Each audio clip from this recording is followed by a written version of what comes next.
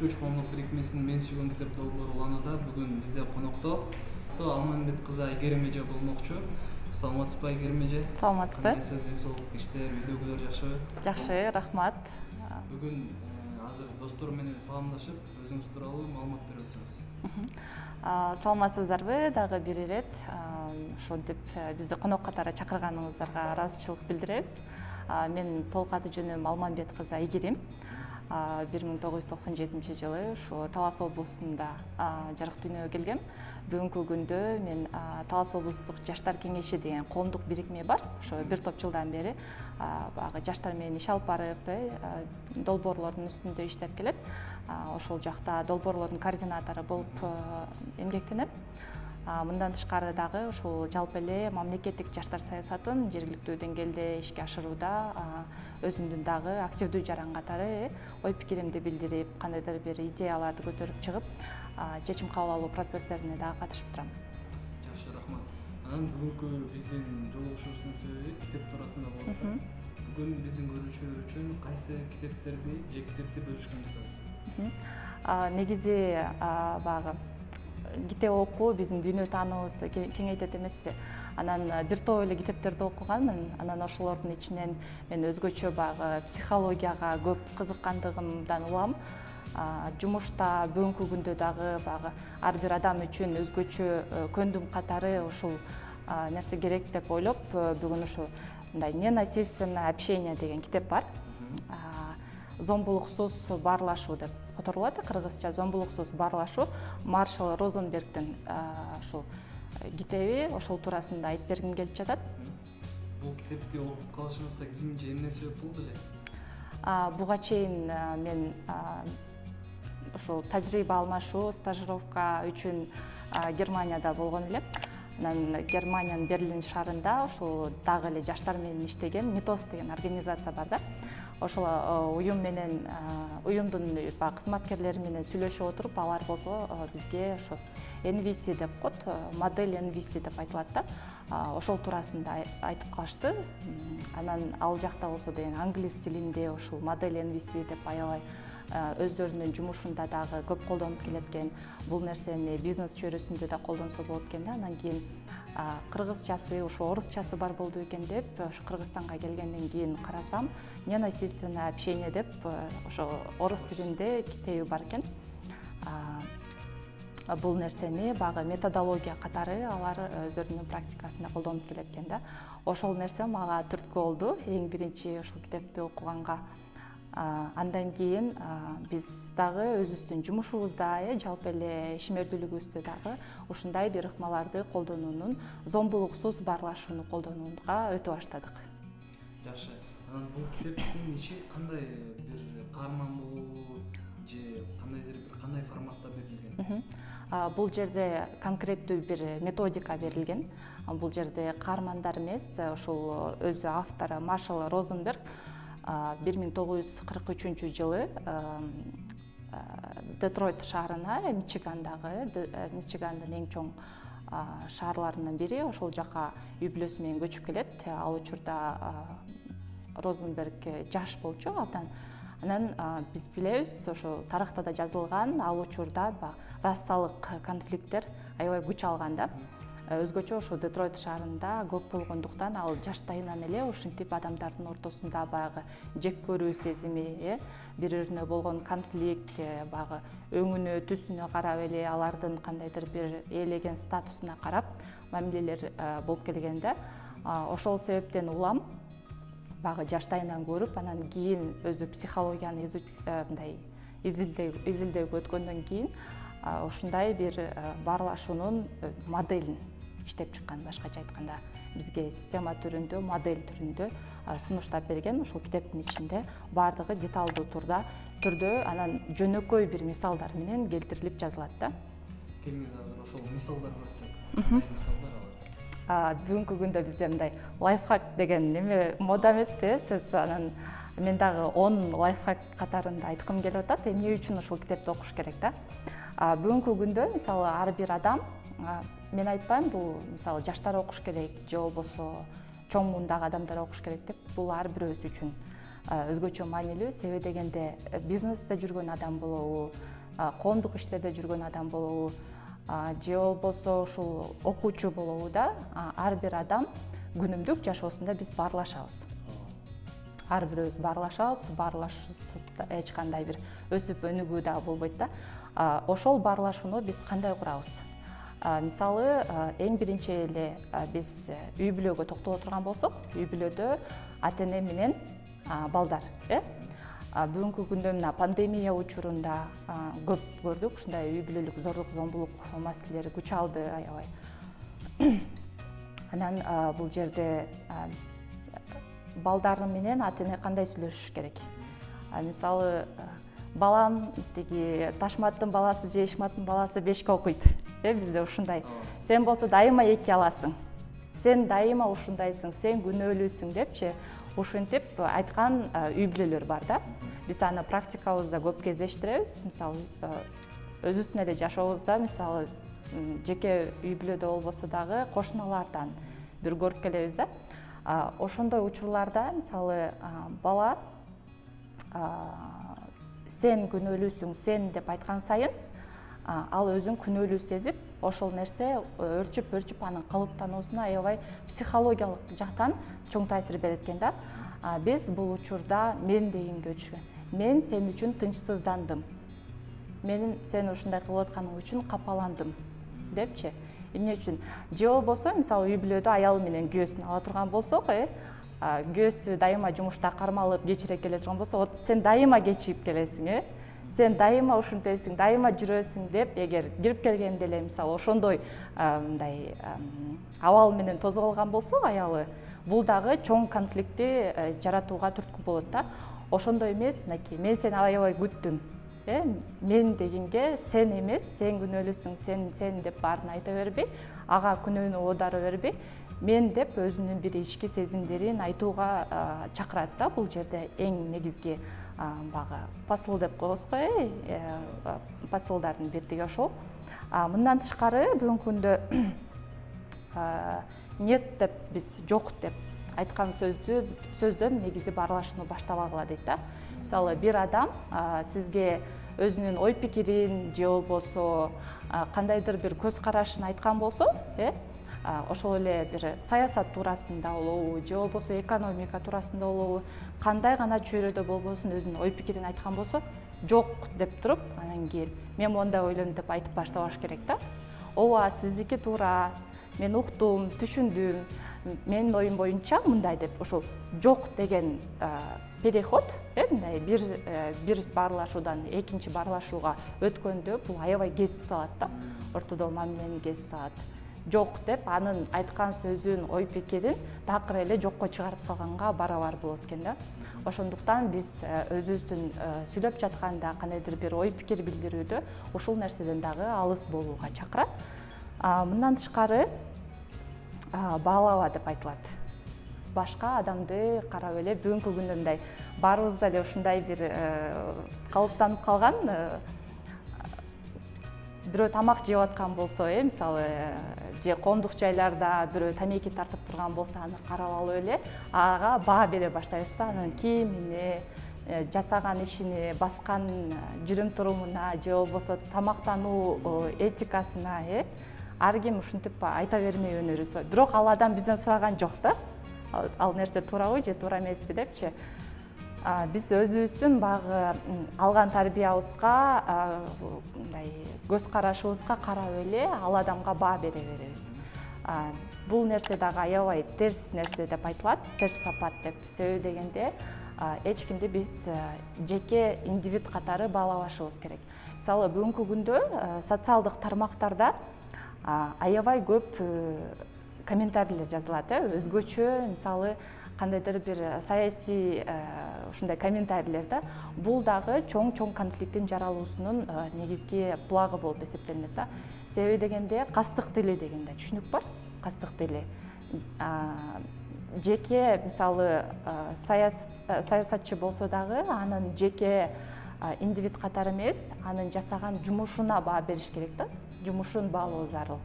Ал эмне жумуштарды, мисалы, башында обещать этсе, мисалы эмне кадамдарды жасайм деп обещать эткен болсо, же аны жасабай койгон болсо, анын жумушуна баа берип айтыш керек да. Же анын көзүнүн кыйшыгына, же болбосо чачынын прическасынын кандай абалда экенине, же болбосо баскан походкасына, же болбосо курсагы чыгып калса, курсагын айтпастанчы.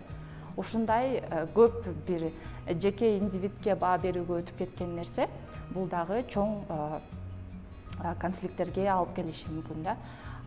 Бул мындан тышкары ошол конфликт демекчи, бул жерде өзгөчө баягы конфликтно чувствительный тема деп коет го, ошолор туурасында да айтылат. Мисалы, ошол эле адамдар менен баарлашууда религия туурасында, эң биринчи таанышкан эле адамга барып сенин диниң кандай, же болбосо сен кайсы этностансың деп, же болбосо анын кандайдыр бир баалуулуктарына, адамдын ар бирөөнүн өзүнүн баалуулуктарына бар, ошол нерселерди мындай козгоп алчу, ар намысына тийүүчү нерселерден баштабаш керек деп айтылат да.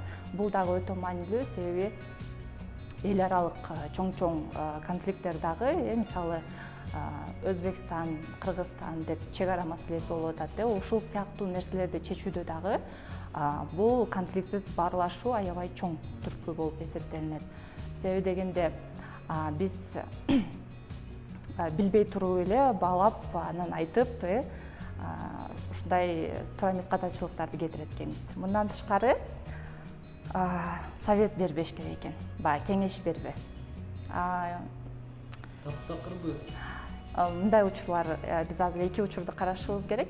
Кайсы учурда биз кеңеш берсек болот?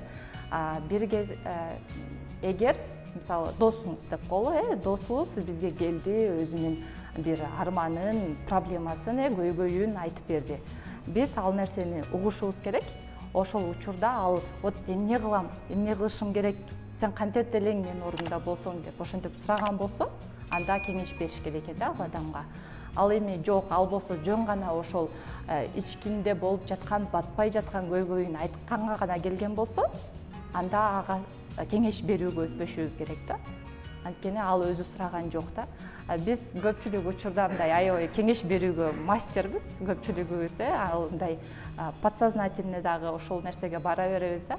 Ал кеңеш сурабаса дагы кеңеш бере беребиз. Анткени бул жерде өтө маанилүү нерсе эмпатия деген түшүнүк бар, башка адамдын ички сезимин түшүнө билүү да, анын ордуна өзүң коюп көрүү. Мисалы, ал сиз баскан жолду мен баскан жокмун, же мен баскан жолду сиз баскан жоксуз. Ошондуктан ар бир адамдын өзүнүн басып өткөн жолу, мындай жасап аткан иш-аракеттери ал үчүн туура болушу мүмкүн да. Ага барып деген мен мондай ойлойм, ушундай кыл деп багыттап коюш, мисалы, үй бүлөлөрдөгү ажырашуулардын дагы бирден бир себеби ушудан да. Мисалы, барат, тиги подружкасына барат, дос кызына барат, же болбосо досторуна барат дагы баягы ичинде болуп жаткан бир арманын айткан болсо, эгер ошол учурда туура эмес багыт көрсөтүүчү адам пайда болуп, ал кеңеш берген болсо, демек ал нерсени дагы туура деп сезип, мындай чечимди туура эмес чыгарып алган учурлар кездешет да. Ошондуктан биз бардык учурларда мындай кеңеш берүүгө шашылбашыбыз керек. Анын ордуна биз мисалы, мен сенин тандооңду колдойм. Мен сенин чечимиңди туура деп ойлойм. Сен кандай ойлойсуң деп кайрадан ошол стрелканы өзүнө багытташ керек да. Бул дагы ушул конфликтсиз баарлашуунун абдан бир эң эффективдүү ыкмасы катары айтылып келет. Мындан тышкары вербалдык эмес коммуникация. Биз баягы вербалдык деп сүйлөшүү, ушул үн чыгарууну айта турган болсок, вербалдык эмес, бул мимика жесттерибиз, биздин көз карашыбыз, ошол жаң соолорубуз, ушул нерселерди вербалдык эмес деп айтабыз. Өзгөчө биз адамдар менен сүйлөшүүдө эмнегедир бүгүнкү күндө телефонго алаксыйбыз. Жөнөкөй эле тамак аш, мисалы, чогуу түштөн үйдө отурганда деле ар ким өзүнүн телефонун кармап отурат да. Бул эффективдүү баарлашуу болуп эсептелинбейт. Биз өзгөчө ушул бүгүнкү күндө телефонду коюп, мындай угуп, көздөн карап, ушундай угуп жаткандыгын белгисин билдирип, мындай башыбызды ийгеп турган, бул дагы аябай эффективдүү коммуникациянын бир негизин түзөт. Ошондуктан конфликтсиз баарлашууда дагы мисалы элестетсеңиз досуңуз келип алып сизге өзүнүн арманын ушул акыркы көйгөйлөрүн айтып жаткан болсо сиз өзүңүздүн телефонуңузда тиги пландарыңыз шашып аткан нерсеңизди ойлоно берсеңиз мындай кызыксыз болгондуктун белгиси да. Бул учурда ал адам мындай ичинен огош бетер өзүн жаман сезип калышы мүмкүн экен да. Мамиле бузулуп калышы мүмкүн. Ошол нерселерди алдын алууда дагы вербалдык эмес коммуникацияны сактоо дагы өтө маанилүү болуп эсептелинет экен. Мындан тышкары бул жерде бир мындай схема көрсөтүлөт. Эң биринчи мындай факт нерсени айтыш керек да. Мисалы айталы, бир бала мектепке кечигип барды. Мугалим менен окуучунун ортосундагы мамиле болгон болсо, бир бала мектепке кечигип келди. Баягы эле эң башында айтып өткөн ушул рысмат дайыма кечигип келет деп мугалим кирип келгенде эле баягы анан столду берип бурчка тургузуп койбош керек экен да. Бул балага аябай психологиялык чоң залакасын тийгизет. Анын ордуна эмне себептен кечигип келгенин, анан мындан тышкары факт сен кечигип келдиң. Экинчиси болсо деген ошол кечигип атканда мисалы эжекеси эмнени мындай сезди, чувствовать этти, ичинен сезимдерин айта билиш керек экен да. Мен сен үчүн тынчсыздандым, мен сени аябай күттүм, мен кооптондум деп ушул ичинде эмне болуп аткан сезимдерин айтып, андан кийин сөзсүз түрдө мен эрте келет деп күткөм. Өзүнүн бир күтүүлөрүн айтыш керек экен да. Мен сени эрте келет деп, мындан ары кечикпейт деп күткөм. Ошондуктан кел кийинкиде мындай кечикпей келгенге аракет жаса. Демек, бул чынында эле мындай конфликтсиз баарлашуу болду да. Бизде болсо деген ошол башында эле айтканда, ошо аял менен күйөөсүнүн ортосунда болобу, же болбосо кандайдыр бир бизнес чөйрөсүндөгү же эл аралык макулдашууларды түзүүдө дагы ушундай эле ыкманы колдонуш керек экен. Эң биринчи фактты айтыш керек, сөзсүз түрдө. Экинчиси болсо деген ички сезимдерди айта билиш керек экен. Эмнени күтүп атабыз, эмнени сездик ошол учурда. Анан үчүнчүсү болсо деген бул сөзсүз түрдө мындай муктаждыгыбызды айтышыбыз керек экен. Анан төртүнчүсү келечекке бир кандайдыр бир мындай макулдашуу, сөзсүз макулдашуу. Мына ушул схеманы ушу китептин ичинде толугу менен көрсөтүп берет. Кантип макулдашыш керек. Анан өзгөчөсү бизде мындай менталитетте же болбосо ушул жаштайыбыздан тарбия берүүдө биз ушул ички сезимдерибизди айта билүүгө үйрөтпөйт экен да. Биз ушул жерден мисалы сен күнөөлүүсүң, сен ушундай кылбаганда деп эле бирөөдү күнөөлөй бериш бул жеңил экен да.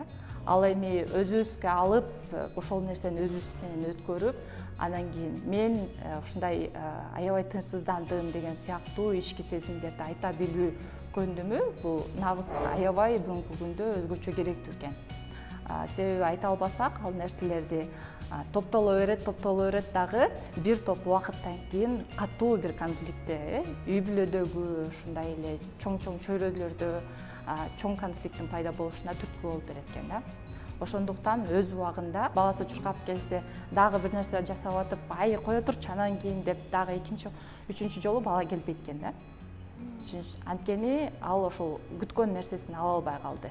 Ошондой учурларда биз мисалы тамагың күйүп, жумушуң бүтпөй, бияктагы подружкабыз менен же болбосо абысындар менен болуп аткан баарлашуубуз токтоп калган болсо дагы, ошол кичинекей баланын ошол учурдан тарта эле көңүл буруп, мындай ишенимдүү чөйрө курганга аракет жасаш керек экен.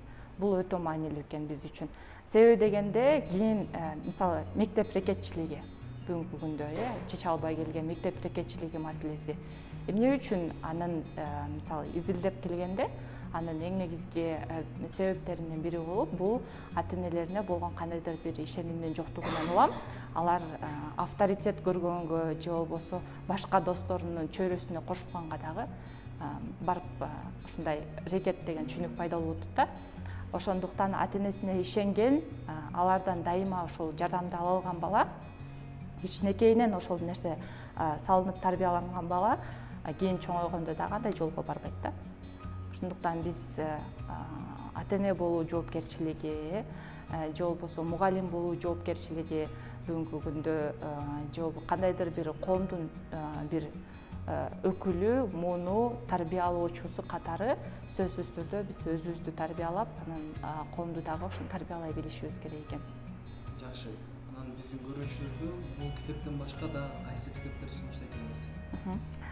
Негизи аябай көп китеп окуганмын. Анан мотивациялык китептерди, мисалы, жаштар бүгүнкү күндө көп сурап окушат, көп окушат. Анан мотивациялык китептерди мен Брайан Трейсинин китептери, Убакытты башкаруу ошол эле аябай сүйүп окуганмын. Андан кийин Сара Джио деген дагы америкалык жазуучу кыз бар. Анын дагы китептерин окусаңыздар болот. Өзгөчөлүгү бир ошол каарман анын бардык чыгармаларында жүрөт да. Ошонусу менен өзгөчө тартып турат. Анан үчүнчү мен Марк Мэнсондун ошол «Тонкое искусство пофигизма» деген китеби бар. Ошол китепти сунуштагым келет. Себеби дегенде бүгүн мындай башында ушул алкаш адам бизди үйрөтөбү кантип жашаш керекти деп ушинтип ойлочумун да, ошол китепти окуп баштагандачы. Анан акырындык менен мен чынында эле, мисалы, биз мотивация катары көргөн, окуган нерселердин экинчи тарабын көрсөтүп берет экен да, башкача айтканда. Ошондуктан сөзсүз ушундай китептерди окуш керек.